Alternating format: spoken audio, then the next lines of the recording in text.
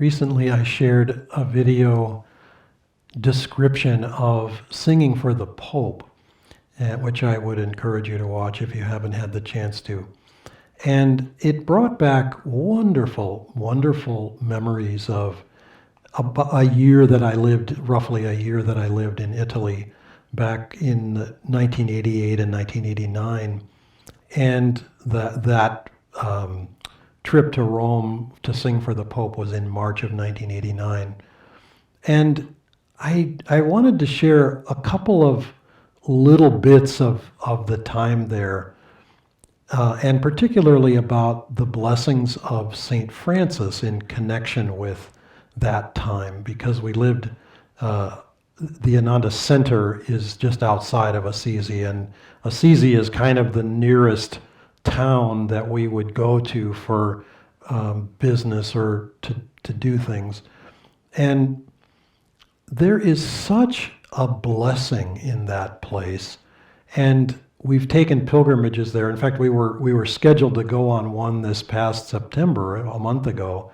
And because of the virus and travel restrictions, we were not allowed to go, even if we had wanted to defy the laws of good health practices and good travel practices. We would not have been able to because we were not allowed with our passports.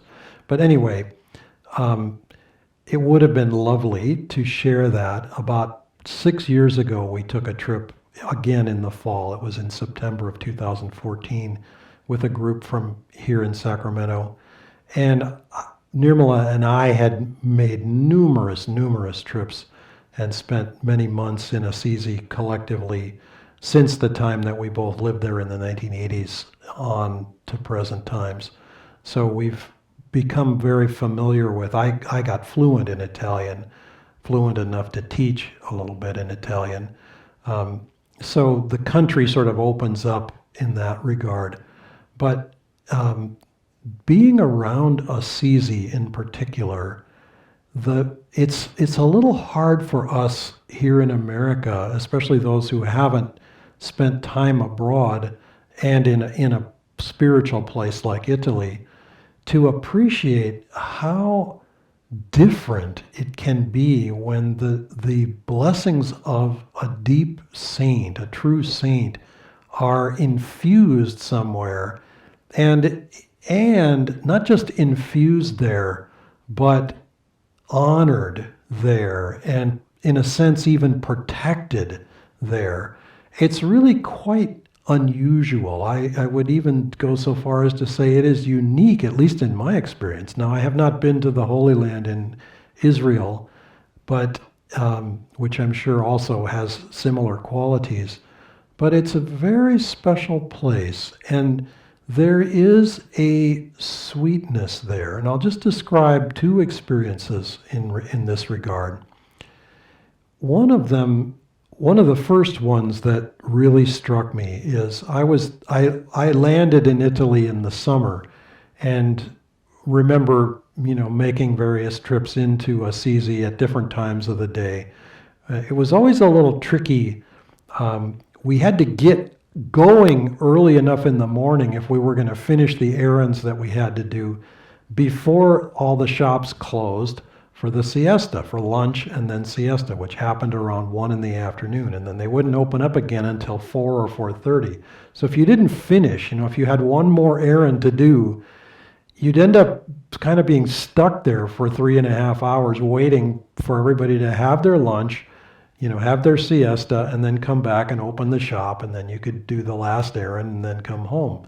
So, or sometimes we would wait until later in the day, and then we'd go in time to catch that later on period when the shops were open later into the evening. But anyway, I remember going to Assisi I want to say it was a Saturday night. It could have been a Friday night, but I think it was a Saturday night. And it was in the summer, so it was a very warm evening. Beautiful, it probably had been a hot day, but it was a beautiful, balmy, warm evening in Assisi. And I remember being in the square and being summertime and Assisi being a tourist mecca as it is, the square, the piazza, the plaza there in the center of town was full of people. People having coffee, people having dinner, people having pizza, people, little groups of musicians playing, people walking, having ice cream, just life, just, full of life. But here's the thing that struck me, two things that struck me about this one evening.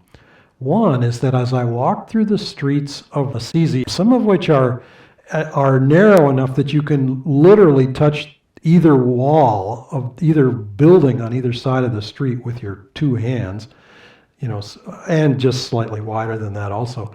I felt as if the streets of Assisi were like the halls of a very large house, a very large home. And that home had this extraordinarily uplifting kind of energy.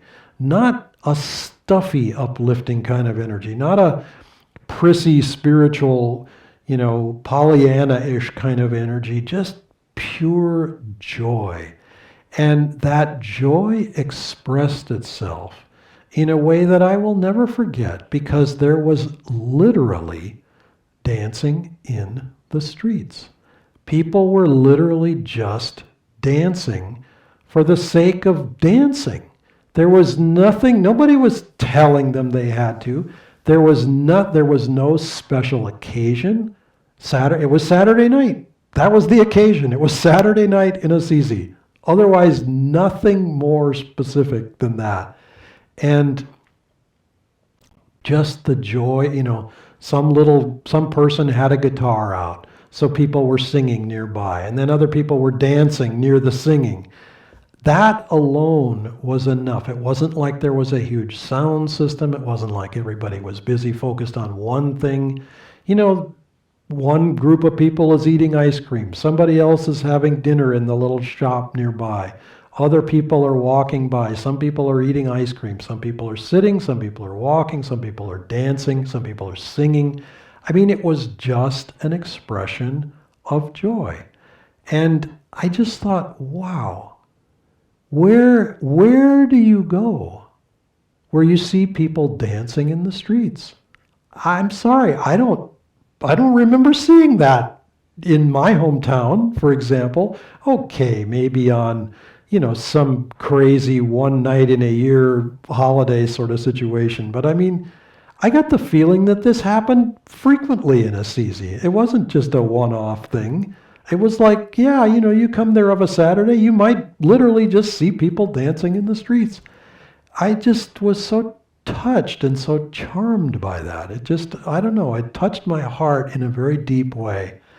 The second experience was the experience that I had leaving Assisi to move back to America, which was a difficult move. It was a necessary move, but it was not an easy one. It was not an easy choice.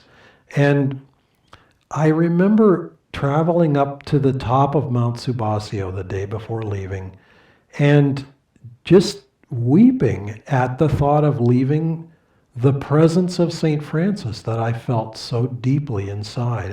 There was just this intense stillness and this intense joy and devotion. And I don't know how else to express that. It just was incredibly moving just to see the beauty of all this, and to realize that on some level, that beauty never leaves us.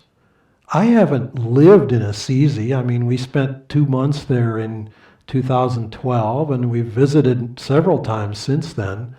But I haven't lived in Assisi other than that one year in 1988 and 89. But that joy, that presence has never left me. It's like St. Francis came on some level into my heart and into my life and has been there ever since. And I say all this not to say, oh, how special it was that I got to be there and how sad it is that other people haven't.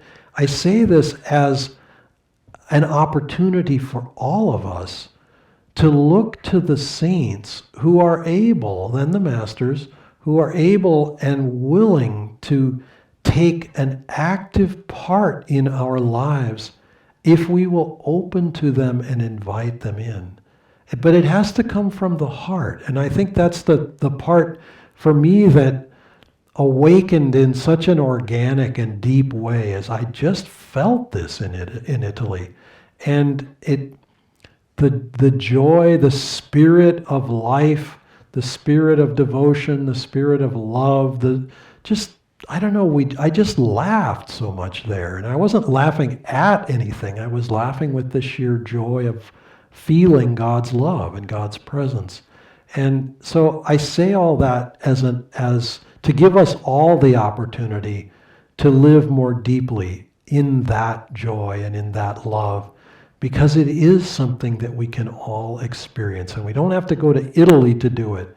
We can experience it wherever we are, in whatever situation we find ourselves in. God bless you.